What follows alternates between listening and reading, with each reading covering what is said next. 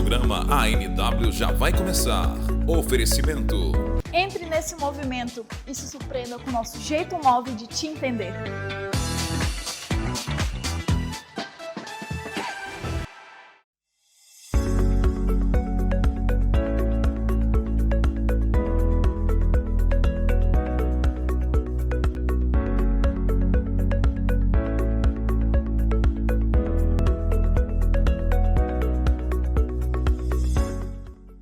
Olá pessoal, estamos começando o programa ANW e hoje uma edição especial. Estamos no meio do grande evento de jovens aqui em nossa cidade, o Different Global Tour, e estamos recebendo milhares de jovens de Santarém, de outras cidades, dos estados do Brasil, mas também muitos homens de Deus que vieram ministrar para a nossa juventude, para os nossos jovens, e hoje estamos ao lado desse grande homem de Deus, é um ícone para essa geração. Todos têm ouvido já há alguns anos, não que ele seja velho, pelo contrário, Mas quantos não foram já ministrados pelo pastor Lucinho Barreto? Bem-vindo, pastor, ao nosso programa. Então, a gente vai ter um programa mais rápido hoje, um pocketzinho, mas a gente quer ouvir o que está no teu coração. Amém. E te dar bem-vindo à nossa cidade. Um beijo para todo mundo, eu estou muito feliz de estar aqui com vocês e a honra é minha. Estar aqui em Santarém, estar aqui no Different Global é uma coisa que eu sempre sonhei, é uma igreja que eu amo e que eu me identifico demais. E tudo que Deus tem derramado em vocês e através de vocês, eu fico buscando para mim também. Hoje eu fui receber ele no aeroporto, aí quando saiu ali do desembarque, eu perguntei, já foi batizado no fogo? Porque já chegou hoje, sei lá, uns 40 graus na cabeça, Isso é Santarém, Isso é Santarém, mas só que a temperatura espiritual é muito maior ainda. É verdade. E eu tô com a Adilson também, a Adilson todo mundo já conhece, Boa noite, Adilson, pessoal. ele fez uma lista de perguntas super fáceis para você responder. Na verdade, eu tô até estranhando, gente, essa é uma edição super especial, porque tudo bem, tá, pastor? A gente vai continuar apresentando o programa depois de hoje, mas o senhor não deixou apresentar o Lucinho, porque sou eu que apresento, o senhor já foi apresentando hoje. É porque assim, a gente combinado que eu faço a abertura e ele apresenta o convidado. Mas hoje para tá bom, tranquilo, tudo bem, tá vendo assim como é o negócio, Não, mas olha, cara, é uma honra muito grande te receber aqui. Desculpa, cara, não, a gente passou, Mas, ó, tá vendo? Porque me chamam para esse programa. Aí o que acontece? Mas, cara, a pergunta... Meu Deus, pastor! Cara, eu sou... A primeira pergunta é a seguinte. Eu tenho uma filha de 9 anos, Débora Laís. E é incrível, eu te acompanho, acho que, por incrível que pareça, eu só te acompanho há uns 2 anos atrás, E nesses anos, assim, a Débora chega e diz assim: pai, ele grita muito, mas ele é legal. Ele grita muito. É uma coisa boa. Ele grita muito, mas ele é legal. Como é pro senhor, eu vou falar senhor, mas para você, essa questão de ser amado, assim, pelas crianças? Ai, isso aí, você tocou... Você já foi lá no ponto principal. Eu tenho uma frase que eu falo com Jesus, é o seguinte: se chegar um dia que eu perceber que as crianças não estão mais recebendo através de mim, eu paro tudo e eu vou me recalcular, realinhar minha vida, porque eles têm um radar muito puro. E eles conseguem perceber Jesus muito mais facilmente do que nós adultos. Ainda que não entendam de teologia, não entendam de coisas tão profundas. Então, eu ouvir isso para mim é o presente. Eu não sou, assim, de propósito, uma isca de Deus para ganhar os mais profundos. Eu sou para ganhar os mais rasos e os mais simples. Então, as crianças são meu alvo hoje. Se Jesus falasse, recomeça, você quer recomeçar aonde? Com crianças. Eu os amo muito. Sobre o que você falou, eu estava, se eu não me engano, em 2016, teve o Global Kingdom para jovens lá na Central de Belo Horizonte. Sim. Você pregou. Sim. Eu lembro bem a sua pregação, foi acho que na sexta noite, foi na primeira noite do evento. E você falou assim, algumas pessoas me criticam, você falando, porque dizem que a minha pregação é muito rasa. Aí você falou assim, mas eu prego para uma geração rasa. E você começou a falar das redes sociais, que é muito consumo imediato ali. E a gente, assim, meu ponto de vista, que ninguém levanta alguém como o seu ministério, se não tem um conteúdo para oferecer. Eu sei que você consegue lidar com os vários públicos da igreja, né? Tanto que a gente vê muito também hoje pregando de terno e gravata lá na Lagoinha para a igreja, para os adultos, para todo mundo lá. Como você consegue conciliar então essas multifacetas assim do ministério para jovens, adolescentes, mas também... Eu criei um animal na minha cabeça para eu entender o que eu tenho que fazer. E esse animal é o povo. Então o povo com um braço ele vem aqui, ele pega o teólogo, com o outro ele pega o novo convertido, com o outro ele pega a dona de casa cansada, com o outro ele pega a criança. Então o pregador, o pastor, o líder, ele precisa ter alimento para todo mundo. Ele não pode ser segmentado. Inclusive toda igreja que é muito homogênea morre. Igreja só de jovem, morre. Igreja só de empresário, morre. Igreja só de louvor e adoração, morre. A gente precisa de ter essa multirracialidade. O pastor Ibe, só cortando, ele pregou lá na imersão sobre a piscina rasa e piscina funda, né? É justamente isso aí. Exato. Incrível. Então, eu tento pôr alguma coisa no sermão que atinja todo mundo, nem que seja uma frase, para a pessoa sair e falar assim, não entendi nada, não gostei de nada, ele gritou muito. Mas tal coisa que ele falou mexeu comigo. A gente precisa pedir a Deus essa graça e cai na palavra de Paulo quando ele diz, me fiz de tudo para ganhar todos. Então, o terno é só um disfarce e a roupa de jovem é que tá virando grande disfarce agora, porque eu já tô fazendo 51 anos, então... Mas é impressionante como é que você consegue manter essa jovialidade. Quanto mais luta você tem, mais jovem você fica. Aí, a receita do pastor Lucindo. Receba, né? Mas, pastor, também tem outra pergunta assim, cara. Pastor, cara, vamos lá. Eu vou logo pro paraense, mano. Paraense, fala paraense. Paraense, mano, o seguinte. O Lucinho que chama a galera de Zé, Cabeção. Eu vou ser muito sério contigo. Eu consigo enxergar um nível de intimidade, de intensidade que a gente dificilmente vê em outros pregadores. E isso é aquilo que o senhor fala, é o teu dia a dia mesmo com Deus, é desse jeito que tu fala com Deus, é desse jeito que tu fala com Deus, porque eu nunca esqueço uma pregação que eu assisti do senhor, que o senhor disse assim, Deus, é o seguinte, eu tô precisando de dinheiro, e é de muito dinheiro, não sei se o senhor lembra, é de muito dinheiro, e o senhor sabe que eu não tenho, e eu quero, aí de repente alguém liga, e aí depois o senhor vai lá e mostra, olha aí, ó. Sim. E é isso, como é isso? Porque as pessoas às vezes criam barreiras para gerar essa intimidade ou para ter esse relacionamento com Deus. Já dando até um pouquinho de spoiler da palavra hoje, eu vou falar um pouquinho sobre isso também. Eu tenho lutado muito exatamente para eu nunca ser... Uma reclamação que as pessoas têm é que a pessoa do púlpito é diferente da pessoa lá embaixo. Isso é muito ruim. Eu tenho um amigo que ele pregando é a pessoa mais fantástica do mundo, mas ele fora do púlpito ele é muito sério. E aí eu já dei um toque nele algumas vezes, falei, fulano, não é que é errado ser sério, mas é que as pessoas estão achando que você está subindo para o altar para ser um ator. Então, eu vou orar, eu literalmente sou assim, oi Jesus, hoje eu estou aqui, eu não quero orar.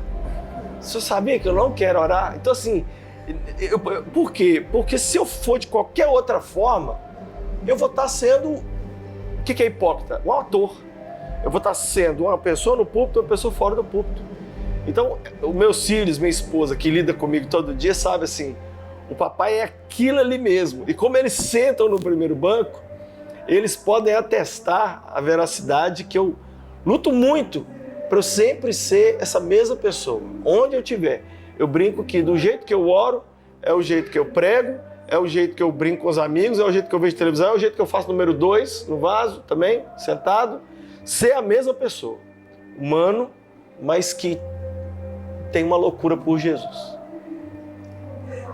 Sim, desse formato que a gente vive hoje, a gente está num evento de jovens aqui, né? E Deus vem criando uma onda grande de avivamento há alguns anos já no meio da juventude brasileira. Sim. A gente pode citar, né, o Dunamis e outros movimentos tão grandes, o Difflin, que nós participamos aqui. E na minha cronologia, acho que você veio um pouquinho antes, quebrando alguns paradigmas de um formato que era muito rígido, até dos jovens mesmo, né? Muito padronizado. Eu acho que você sofreu um bocado por isso, né? Eu lembro de algumas polêmicas, de algumas fotos, de que... Sim. E como é que... O que você enxerga daqui para frente? Você tem uma visão ainda para os jovens, né? Já que a gente quebrou alguns paradigmas e veio se mover.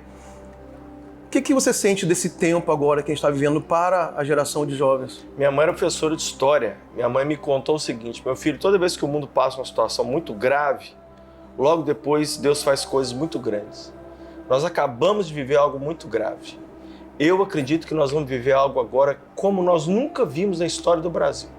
O Brasil, hoje, de cada 5 pratos de comida do mundo, 1 sai do Brasil. Só que isso está virando verdade espiritualmente. O Brasil está atendendo a fome espiritual das nações. Quem vai levar? Essa geração.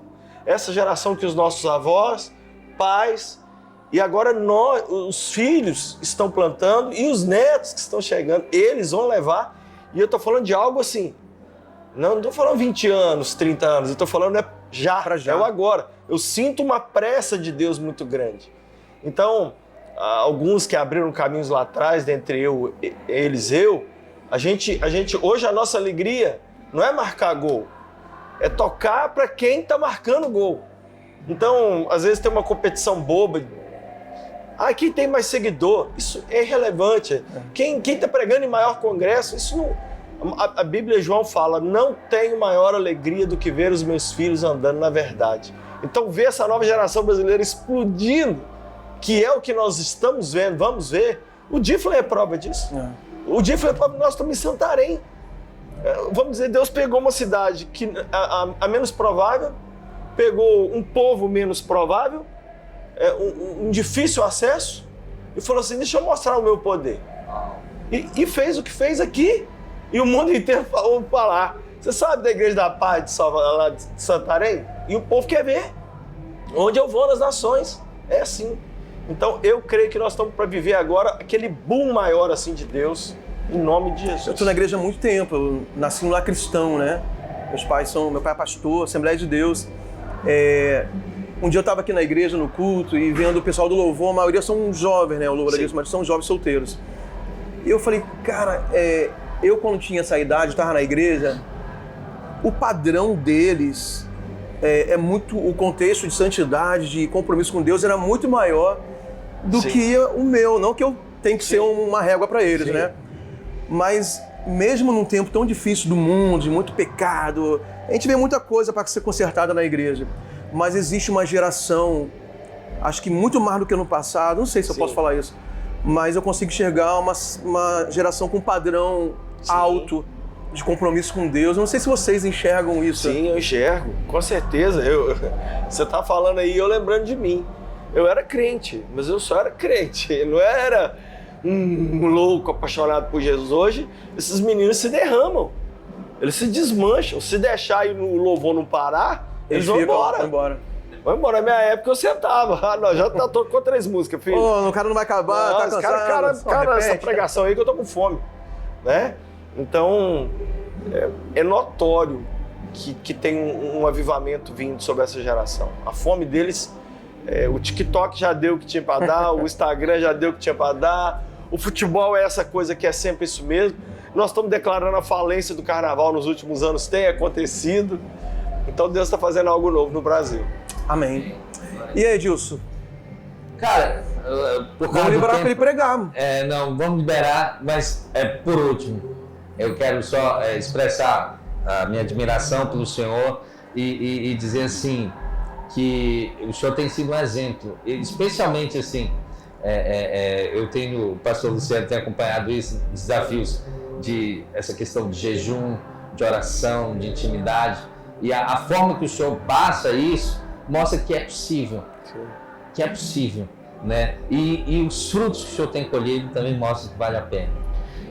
Eu faço o possível para mostrar os meus erros e mostrar a minha humanidade e contar que eu fui envolvido com pornografia, que eu tive depressão algumas vezes, que eu cometi determinados pecados, porque eu quero pôr na cabeça desses meninos que é possível eles serem loucos por Jesus. Você não tem que ser um anjo para cumprir os propósitos de Deus. Você não tem que... Não. Você se caiu, levanta. Vamos embora. Deus tem mais. E essa é a palavra. É através de seres humanos imperfeitos como nós que a glória dele se manifesta. Aleluia. Amém. Pastor, obrigado. Obrigado a vocês. Obrigado por esse tempo. Obrigado por ter vindo para Santarém. Obrigado pelo teu ministério longevo, assim... Porque eu sei que o Brasil carece de ministérios que se mantêm crescente ao longo do tempo, né? Quantos homens a gente já admirou, mas por causa da humanidade, a gente não vai julgá-los. Mas causa aquela dor no coração. Poxa, o cara eu admirava ele, né? E eu sei que é a graça de Deus, né? Mas também tem a parte do compromisso, de ser aberto para Deus, para a liderança, né? Tá debaixo de cobertura, né? Pastor, e a gente admira muito o seu ministério. Só aproveitar o gancho, eu não ia falar sobre isso, mas eu quero dizer obrigado por só mostrar a importância de honrar os postos antigos e de estar se tornando também um Esse bullying aí no programa. Você não sabe o quanto eu tô feliz de ouvir isso, sabe por quê? Porque eu cansei de chorar e falar assim, Deus, algum dia eu vou ser um cara desse, meu pai. Um Billy Graham, um Márcio Valadão, um Abe. Algum dia... Então, assim, eu fico muito feliz. Eu fico muito feliz. Tanto é que eu tô virando avô. Primeira mão, ó, tá falando por esses dias aí, né? Que legal. 30 dias eu viro avô. Porque quando a gente acompanha e toda pessoa diz, meu Deus, eu vou pregar nessa igreja, tem um homem mais santo do que eu aqui, e o que eu vou fazer, meu pai? Aí eu digo assim, eu tava preocupado, agora eu vim conversando com o menino no carro, falei, me fala que hora que o Luciano Subirá vai pregar, que eu vi ele no banner. Aí ele falou, não, o Luciano não veio dessa vez, não. Eu falei, glória. O Luciano tá em São Paulo, né? Glória a Deus, o Luciano não veio, então a minha heresia vai ficar por isso. O Theo que se vire amanhã. É bom deixar uma mensagem final, né, pastor? Vamos lá, vamos finalizar com o pastor Lucinho Barreto. Gente, esse relógio aqui, ele é muito bacana, ele é top, mas ele é completamente idiota. Ele só existe. Ele é tão burro, que ele nem sabe que ele existe. É possível você só existir. A pessoa levanta de manhã no piloto automático e vive. Vai vivendo no piloto automático. Mas a diferença entre existir e viver é Cristo. Não seja um objeto, não seja uma coisa levada no piloto automático. Saia da fé no modo avião e volte à vida. Volte a ser um apaixonado por Deus, volte a amar Jesus com todas as suas forças. É possível viver assim para Ele, que você deixe de existir simplesmente e comece a viver para a glória de Deus. Pessoal, então finalizamos esse programa especial ANW com o pastor Lucinho Barreto. Compartilhe com o maior número de pessoas possível. Comente aí, deixe seus comentários, o que você recebeu de Deus nesses poucos minutos. E também se inscreva no nosso canal e nos ajude a espalhar essa mensagem para muito mais pessoas. Deus abençoe. Até o nosso próximo encontro aqui na TV Amazônia, canal 7.1 em Santarém e também no YouTube. Até mais. Valeu.